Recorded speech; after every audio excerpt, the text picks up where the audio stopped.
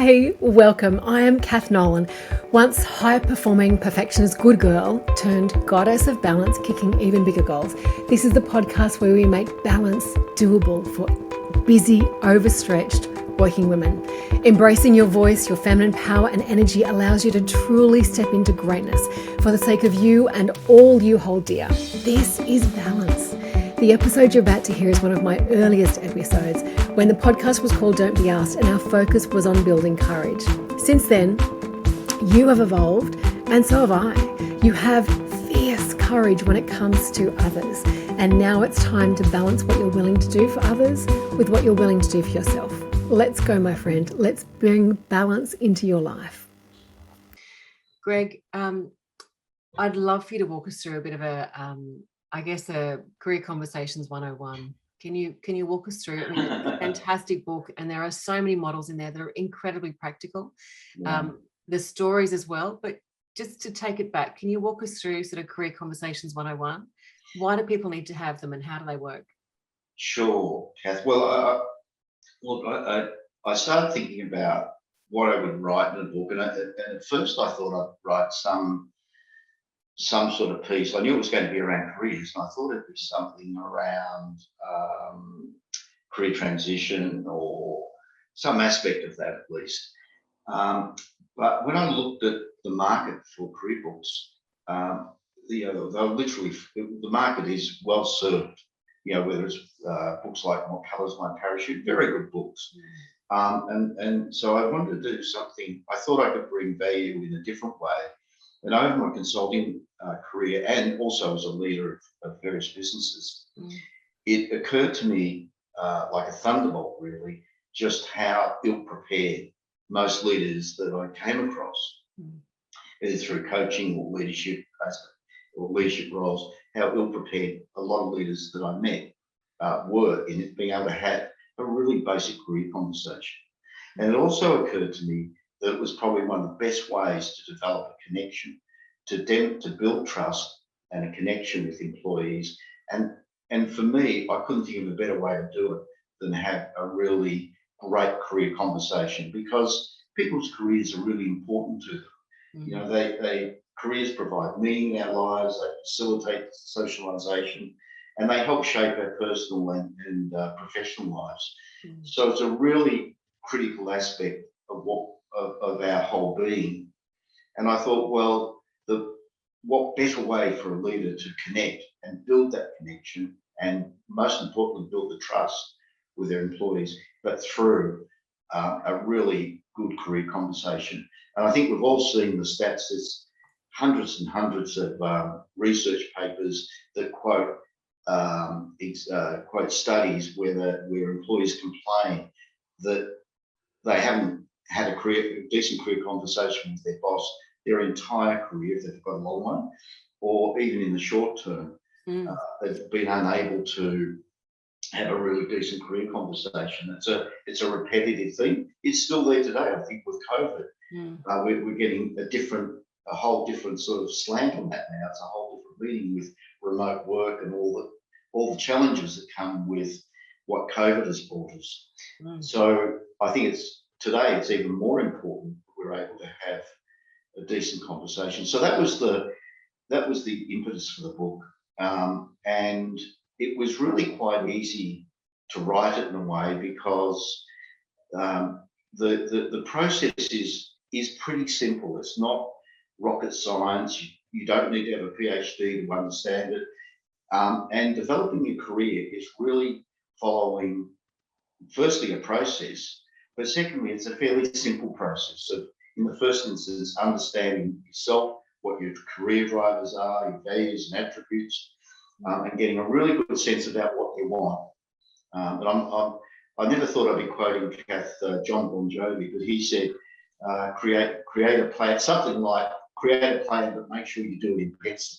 And I think that's a great quote, because as much as we need a career plan, we need to make sure we build into it the facility for navigational change, because all sorts of things come along that cause us to veer off our path. And so we can't just have a plan and say, well, I've written it now, and off I go and implement it because, for instance, COVID came along. A couple of years ago, we never even dreamt of something like that happening, and the impact that it's had globally.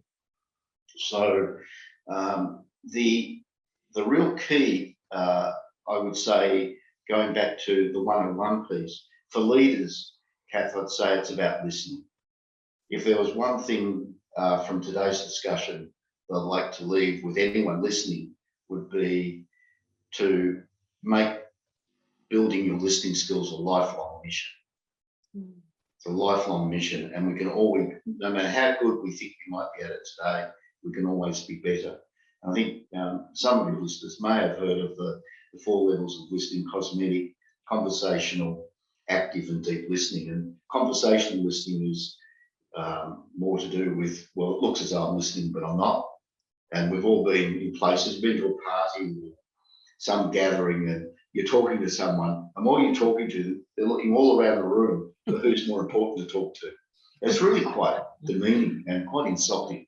Yeah. I find myself in that situation, I just walk away. Half the time I don't even realise I've walked away. Then there's conversational listening. So that's, yes, I'm listening, but I'm only listening to the extent of waiting for you to shut up so I can have my turn.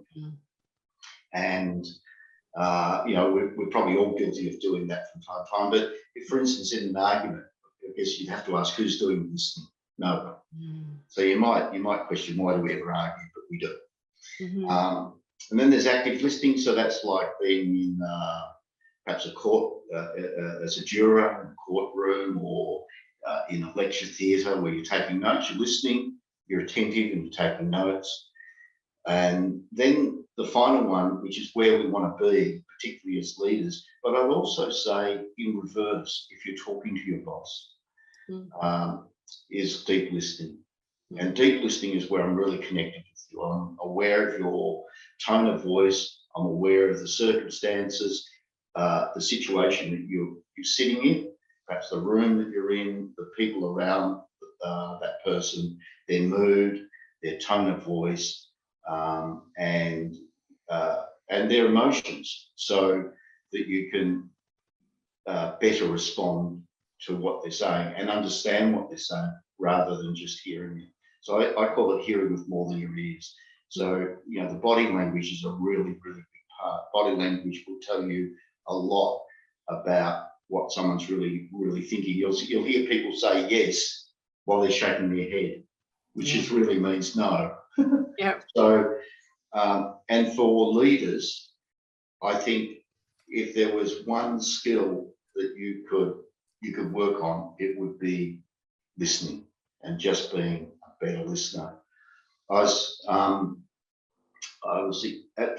example, I once took a phone call from. I once received an email from a colleague in another state, a psychologist in this case, and the email was pretty straightforward. It was a question that I could have answered with a yes or a no, fairly simple. And on the surface, it looked rather mundane. And for some reason, I looked at the email and I was about to respond, and I stopped, and I picked up the phone and I rang this person, and I said, "Look, I've got your email, thank you. But can you tell me what it's about?" And then there was a long pause on the phone, and I just let the pause hang. And by the way, that's just a tip about letting silences just hang and avoid jumping in to fill the void. It's awkward sometimes and uncomfortable, but it's better to let the silence hang. And anyway, the silence seemed to go on for quite some time, and eventually the psychologist on the end shared with me some issues that she had in her local office, that weren't insurmountable, were quite easily fixed, but she was just about to leave us. And she was a terrific employee. We would have been very sad to lose her. And by simply having a conversation at the right time, and I could have very easily not done that, made quite a difference to her career and to us as an organisation to be able to work with her. So, it's a really good example of listening with more than your ears. And the other example that comes to mind was I went to a presentation was titled something like My Dream Career, and I was invited to go along to this. My colleague who took me along knew of my interest in career and said, well, look, there's this breakfast on, would you like to go along, Greg? And I thought, well, if nothing else, I'll get a free breakfast, so that was great. And I thought the topic was interesting, and the person presenting, she gave a terrific presentation. It was very engaging and even entertaining. She's got a good, brilliant speaker and very entertaining and engaging presentation about how she'd gone up all sorts of blind alleys throughout her career, but had finally landed her dream role. And anyway, at the end of the presentation, we finished our breakfast, and my colleague leaned over to me and she said, what do you think of that? And I said, I don't know, I don't buy it. And she said, what do you mean? And I said, I don't know, there's something I just don't buy. I hear it, and I want to believe it, but I just don't buy it. Anyway, my colleague knew this person quite well, presented quite well, and she said, well, look, if I could arrange a coffee, would you come along and have a chat with her? And I said, yeah, sure. So we went along to this coffee, and conversation started much the same way. What did you think of my presentation? I said what I said to my colleague. It was really terrific. I loved every minute of it. It was very entertaining, engaging, and wow, you're a great speaker. And then she said, she filled in the gap. She said, but. And I said, well, it's not so much a but I was left with a feeling I wasn't quite sure that you really had found your dream career. I can't quite put my finger on it, but that was the feeling that you left me. I'd be curious to know how you feel about that, me saying that. Anyway, we're seeing, how the baristas do these beautiful patterns in the coffee. She sat playing with this pattern of the leaf on the top of the coffee. She looked down and she was playing with this. And I thought, oh gosh, I've said the wrong thing here. And for quite some time, a little bit like the psychologist's assignments, it seemed to go on for agonisingly hours, but it was probably in truth about a minute. And then she looked up at me and she just said, how did you know? How did you know? Then we spent about another hour together talking about aspects of her career and how she had got to where she was and how it was important for others to see that she found her dream career rather than herself. It was a really powerful and quite, in a way, moving moment for her to feel free to express that. And then chart and lead her to feel that she could now go on and satisfy what she wanted in a career rather than what others wanted for her. So it was very, very interesting, very enlightening. I love that she was heard, even under what she was saying. I love that she was heard. Yeah, that's where picking up on cues, and I can't even tell you, Kath, in that presentation at what point or what was said, but there was just something, because I had my radar up, because I'm interested in careers and I've heard thousands of career stories and I love every one of them. It's quite fascinating, really, people's careers. Some things people do are just absolutely outstanding and never boring. Right? They're just never boring. And you've got to have that natural curiosity, I think. But I'm not too sure where in her presentation it occurred to me that perhaps all wasn't how it seemed, but I felt it quite strongly. And I think if we can tap into that, it makes us much better leaders. We can anticipate things, don't catch us by surprise. How many leaders have had someone walk into their office and have a resignation put down and they're completely gobsmacked, blindsided by it? They should have known. They should have known that they were unhappy. They were probably given the signals, thousands of signals before it, but chose to either ignore them or perhaps not want to see them. I mean, some of the issues with having career conversations, I've come out some of the objections, particularly when I've been running a workshop or something similar. It was, oh no, but you can't ask that. That'll open up Pandora's box. As though the only time people think about their careers is when you ask them. But you know, that's naive to the extreme. People are thinking about their careers every day, and whether this is the right place for me, or whether I'm getting out of my career what I want out of it, and what else I can be doing. And I think I read recently there's an article out by the Gartner Institute, I think it is, just in the last day or two, about watch out for the tidal wave of resignation, something like that, that are coming from COVID. A lot of people who sat tight because they had no other option. And I think in careers, the most limiting thing is when you feel you don't have any other option. That's dreadful. And that's fear. And fear is the worst place to be. And so I think, you know, it's just really important to have those options out there and to feel that you can make the changes that you want to make. And that comes back to leaders being able to help their employees navigate their career, not do it for them, but to help them navigate it. And that way you build trust. And that might mean actually leaving the organisation. You know, I've often been asked by employers about having perhaps some sort of career coaching to retain them. I said, well, I'm not going to do that. I'll help them with a career, but I must work in their best interest. And if that means leaving your organisation, then so be it. But we're all winners in that.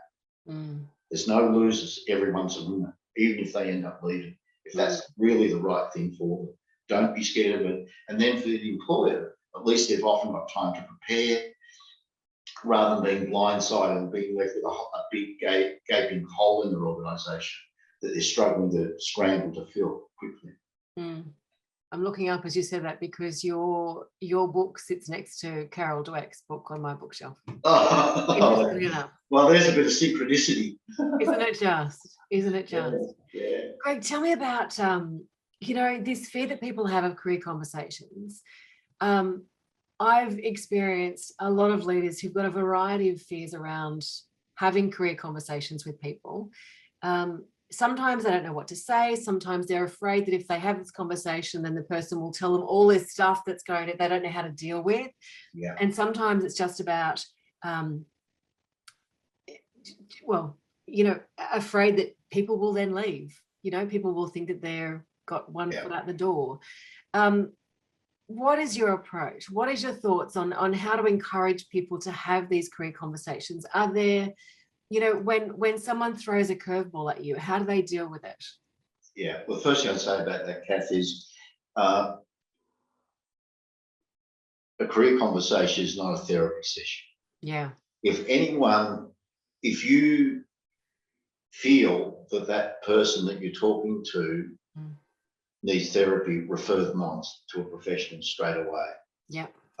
Because if someone says to you, my life's in a mess, and you're not qualified to deal with how to work with that, respond with that with someone, then you're in a lot of trouble. So the best thing is to have your radar working, your antenna up, that if it's probably unlikely you're going to hit it that many times, but when you do, make sure you refer them on to a professional straight away. That's straight. So don't dabble in therapy. That's not, as I said, that's not going to happen necessarily all that often, but when it does, it's an important protocol to follow.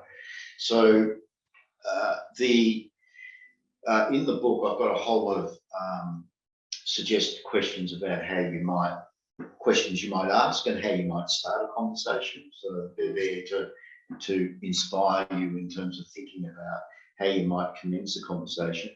But I think what sits at the heart of it are several levels of trust. And trust is the great enabler of learning. So when there's no trust going on, there's no learning going on, because if there's no trust with the leader or vice versa, then people tend to hold the information in, don't they? They don't feel safe to share it, because I'm not going to tell Greg what I'm really thinking, because I'm not sure what he's going to do with it. So I just won't say it. And the problem is with that in organisations is that the organisation keeps making, the employee sees the error. You can see the cliff coming, but doesn't say anything anymore because they're worried about what might happen to them personally. And that's right. They're right to think about themselves. If you're not there for yourself, who are you there for? That's something else as an aside, by the way, Kath, I forget is, I often ask why you're here, and they'll people give all sorts of different answers. Oh, to promote the organisation, and perhaps it's something to do with the particular product they're serving. So no, why are you here? They'll reiterate those things and say, it's okay to say you're here for yourself. Because if you're not here for you, then who are you? So coming back to it anyway, you really need several levels of trust going on, and that in that way you can avoid the organisation making the same mistakes over and over, because there's no learning going on, and that happens all the time. So the first thing with regard to the right base needs to have the right trust elements, and I think the other aspect to that is the career conversation done well will help you to build that trust. If it doesn't, maybe it's someone new that you haven't got a relationship with yet, and maybe that's not the right time to open up a career conversation right at that moment until you feel you've got some level of trust that they are prepared to share with you. Maybe the trust is a work in progress over a period, maybe even a long period, where you're working with them, where they can actually see by what you do rather than what you say, that yes, I can trust you. And yes, I'm therefore prepared to open up to you and tell you about my real wants and desires, which might be, for instance, and I've had this a number of times, where a number of employees have wanted to go and run their own business. And they've come to the organisation with that purpose in mind. They've come because they want to, perhaps consulting organisations I've seen where someone will come to the organisation because they want to build their network. Simply and practically. Now, a large consulting firm will help you to do that. They want to learn about skills and consulting skills, capability, and IP. Yeah. So that's a very, very reasonable thing to do to build your experience and your centre of influence. But some people don't feel they have the trust that they can share that. And so they motor along, learning, thinking about when they're going to start their business. The employer doesn't really know. They might think they're even quite happy in their role and considering them for promotions and all other sorts of other things because they're doing well. Yeah. And then they suddenly resign. They've decided now's the time to move. And so for that reason, if you've got the right sort of connection and that the person does feel that they can trust you, then you can actually help them to do that. And I've actually had that conversation with consultants that I've employed where I've been able to say to them, look, I'll help you to do it. Let's set a plan that in 2 years, 12 months, 6 months, whatever it is, I'll help you to set up your own business, to get the skills you need. Let's be deliberate and personal. And purposeful about it, rather than doing it under the cloak of darkness. That makes sense. So I think, and that's a much more productive and liberating experience rather than sort of working in the shadows. And now I appreciate that maybe not every organisation will respond like that. That not every employer will feel as comfortable to do that, but the really great ones do. The really great ones do, because that employee is going to do it anyway, no matter what you do. You can't control that as an employer. The employee, it's their career, it's their story. Let them tell it.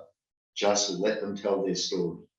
And don't get in the road. So I feel as a leader, a lot of the time it's about getting out of the road. Sure, it's guiding and navigating and all that stuff, and perhaps even imparting some advice from time to time. But it's really about getting out of their road and help them be the best that they can be. Because sometimes there's a whole lot of reasons why people may not feel they can be the best they can be and need help with it. And who better person, what better way can you develop a trust and a connection with someone with something as important as your career to get them to help you with? Do you reckon they're going to remember you? Not just in that job, but years on. They might leave you and come back to you for that reason. So it's a fantastic way for leaders to build that connection and that level of trust with their employees, but also for employees to get the most out of their experience. But as I said, not all employers will react that way. You might want to be cautious about what you're prepared to share, and I understand that. But if you can build a level of trust with your employer up and actually help them to put the metaphorical stepping stones under your feet, because we all need them. And Greg, that brings us beautifully into the advice for someone who is about to embark on a career conversation with someone in their team. Those record business registrations. I was speaking with someone from Seek a couple of weeks ago, and they were saying that the number of people who are looking at jobs is through the roof. The number of applications is still quite small because people are still a little bit fearful, but the interest is enormous. So when people do start, we know that people will start, the great resignation that you spoke about. Getting ahead of that, what's your advice? If someone has 10 to 15 minutes to spend on, sort of putting some planning into having these career conversations with their team, what's your advice there?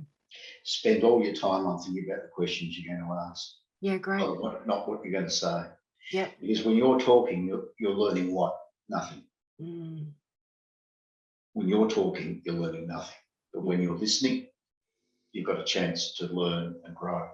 So the first thing I'll do would be to spend all my time on thinking about the 5 best questions I could possibly ask. Then you need to meter them out, because they may not always be the right time to ask, or they may not be the right questions to ask at that moment.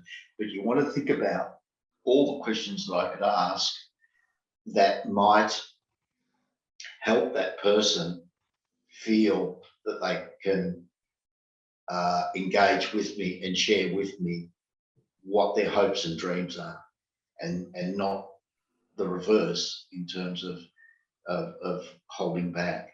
And I think I've got a saying that I do like, and it's you don't know the question you've asked until you've heard the answer to that question. You don't know the question you've asked till you've heard the answer to that question. So we've all asked questions, and the person that we've asked it of misunderstands the question and answers entirely differently.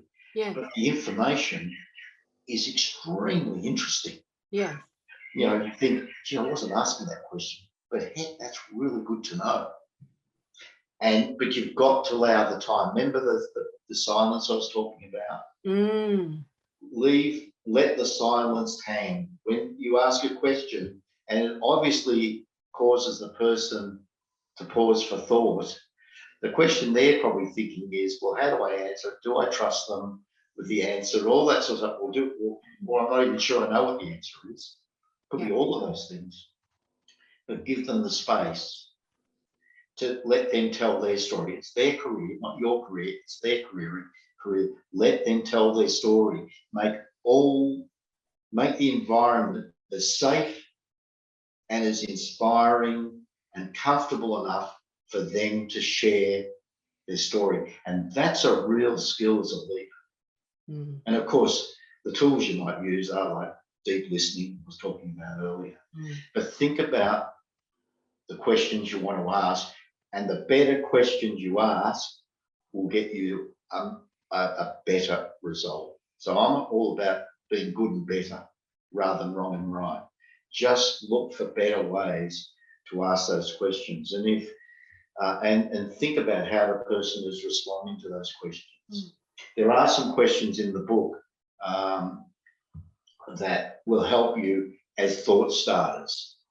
And it could just be like, things like what gives you or inspires you to give your discretionary effort, or what keeps you coming back here. They're often questions that leaders sometimes are scared to ask because they're worried about the answer, but don't be scared, because you can't be scared by the truth. You can only be liberated by it. And I think, so asking like, why do you come here every day? What do you like about the role? What don't you like about the role? Tell me about your successes. So focus on strengths and resources rather than a lack of progress or failures.